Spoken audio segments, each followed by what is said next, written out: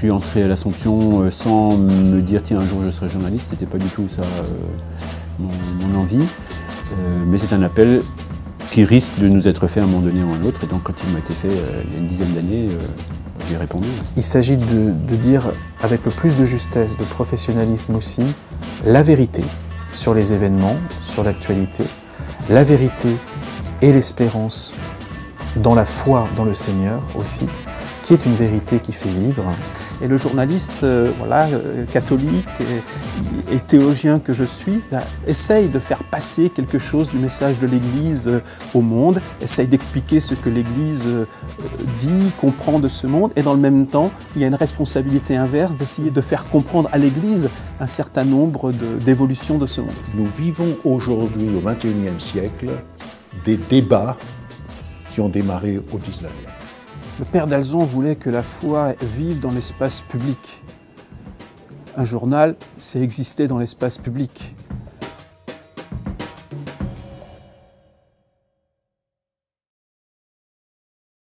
Emmanuel d'Alzon était vicaire général du diocèse de Nîmes au XIXe siècle. Au XIXe siècle, un contexte où Dieu était relativement absent de la société. Donc l'idée d'Emmanuel d'Alzon, c'était de travailler à faire mieux connaître le Christ, l'Église, Marie, et de remettre d'une certaine manière Dieu au cœur de la société. C'était pas quelqu'un un moine qui est retiré du monde, non, c'était quelqu'un qui était toujours dans le monde, qui était toujours au contact avec les gens de son temps. Un homme passionné pour l'Église, pour les débats de société, pour les débats théologiques, et un amoureux, quoi. Parmi les intuitions d'Emmanuel d'Alzon, il y a également en effet l'annonce de l'Évangile.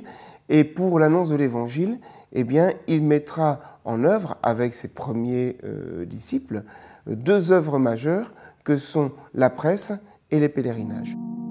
La vision d'Emmanuel d'Alzon reste complètement d'actualité aujourd'hui parce que ce règne de Dieu, nous en percevons des signes dans nos vies personnelles d'abord, mais aussi dans la société d'aujourd'hui, à travers le monde. Mais nous savons aussi qu'il y a encore à travailler à la venue de ce règne de Dieu.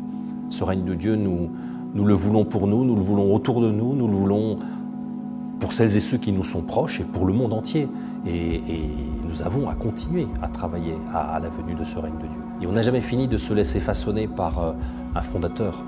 Le fondateur, il pose des bases dans une société et ensuite ce sont les frères qui le suivent aussi qui permettent de transmettre cet esprit d'Emmanuel d'Alzon. Et je n'ai pas choisi de suivre Emmanuel d'Alzon, j'ai choisi de suivre le Christ à la manière d'Emmanuel d'Alzon.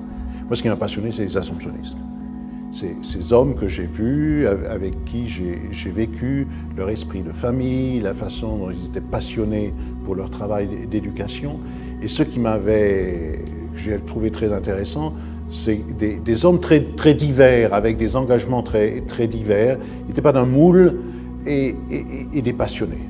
La simplicité, la fraternité et la passion pour restaurer l'image de Dieu en l'homme.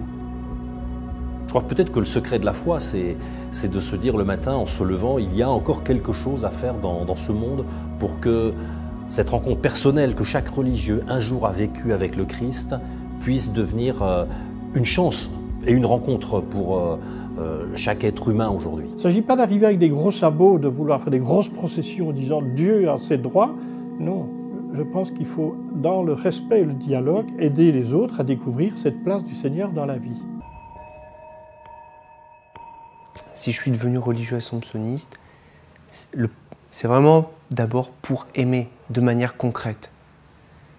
Aimer de manière concrète, aimer des frères avec qui je vis, aimer les personnes que je rencontre dans les lieux où je suis. Cette diversité des lieux, cette diversité des missions, à chaque fois, elle réouvre cet enjeu d'aimer concrètement et sincèrement.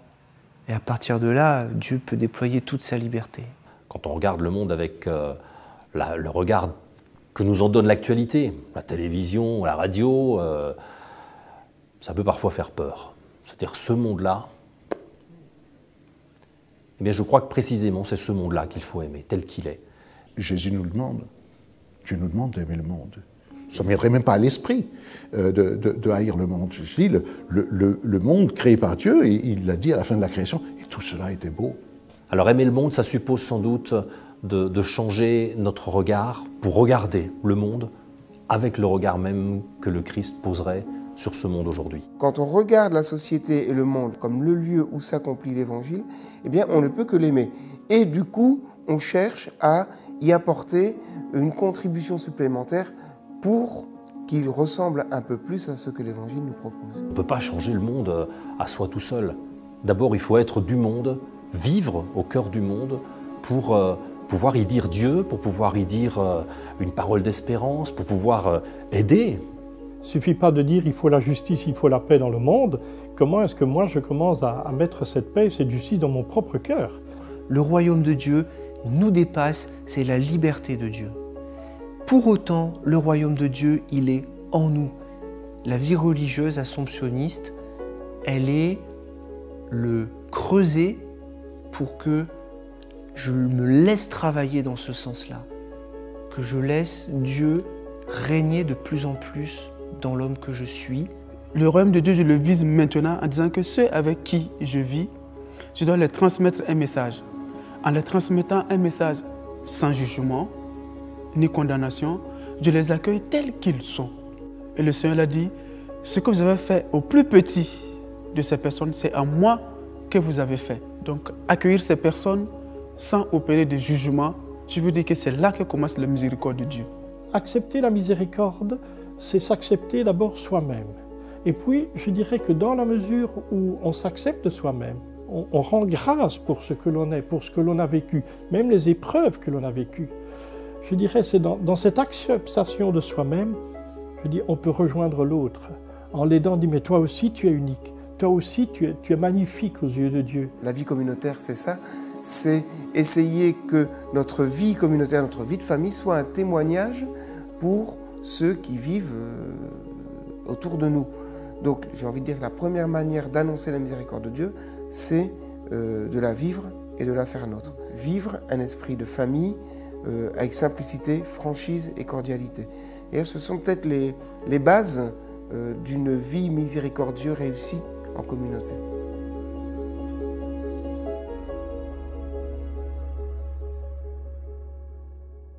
Je crois que la vie communautaire, d'abord, elle a des repères qui sont les repères que l'on peut retrouver dans la première communauté chrétienne, quand on relit les Actes des Apôtres.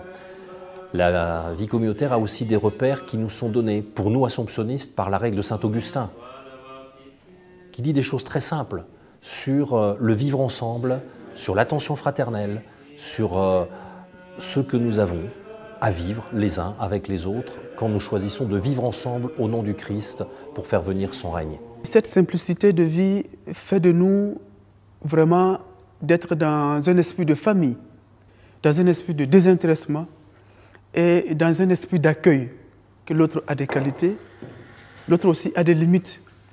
Dans ses qualités et dans ses limites, je valorise mon frère, je dois l'accueillir tel qu'il est. Cet accueil fait de lui un instrument de paix.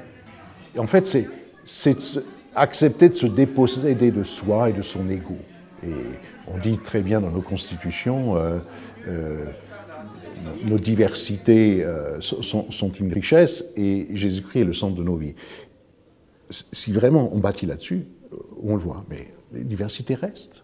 On ne va pas uniformiser les choses, mais c'est toujours la même chose. Qu'est-ce qui fait notre unité? Nous, religion, on dit c'est Jésus-Christ. Donc il faut le chercher aussi ensemble. L'esprit d'Assomption, quand on écoute des amis qui viennent visiter nos communautés, des jeunes ou des moins jeunes, hein, souvent ils disent « mais vous ressemblez à une famille ». La manière dont nous mangeons ensemble, la manière dont nous parlons ensemble, la manière dont nous vivons ensemble, la manière dont nous prions ensemble, et une simplicité de vie. Le frère, il veut vivre avec moi, il est là avec moi, il suit un appel de Dieu et il veut m'aider, moi, dans ce que je suis aussi, à répondre à cet appel de Dieu. Et je dirais, la vie communautaire est l'opportunité pour, je dirais, vivre, je dirais, anticiper d'une certaine manière une vie de paix, mais ça passe par des combats.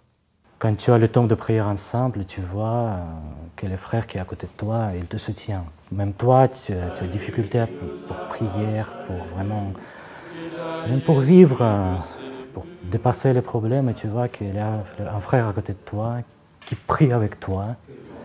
Et ça rassure. L'actualisation et la poursuite de l'œuvre d'Emmanuel d'Alzon, c'est aussi être capable aujourd'hui, au XXIe siècle, en 2015, d'ouvrir, d'accueillir de nouvelles œuvres, de fonder de nouveaux projets. Je pense à l'Auberge de Jeunesse, je pense au Forum 104, aux différents centres d'accueil pour entreprises. Voilà, comment nous accueillons aujourd'hui les questions de société et essayons d'y répondre à la manière d'Emmanuel d'Alzon, avec un brin d'audace, voire un brin de folie de temps en temps.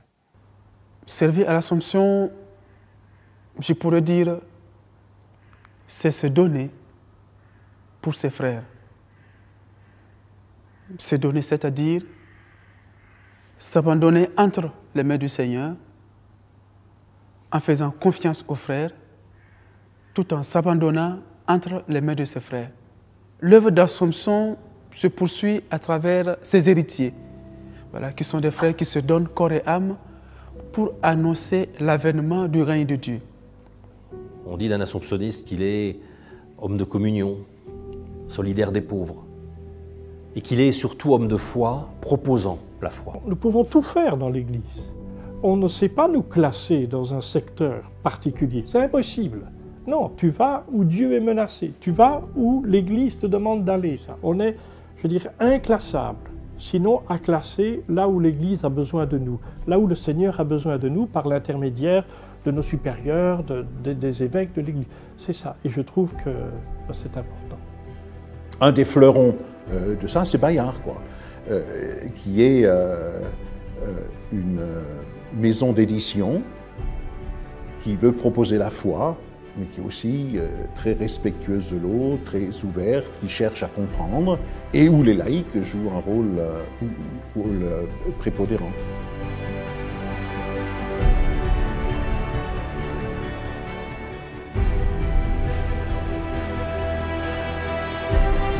Si nous croyons que c'est Dieu qui nous appelle, notre vocation est admirable. Travailler à faire venir le règne de Dieu. Donner à Dieu sa place dans le monde. Notre vocation arrive à temps et son but est grand. Avant tout donc, nous serons des ouvriers du royaume. Nous serons des apôtres désintéressés, car la pauvreté apostolique sera pour nous la garantie de la grandeur et de la dignité du caractère. Au lieu d'aimer l'or et l'argent, aimez l'homme. Ayez faim et soif de le convertir au Christ.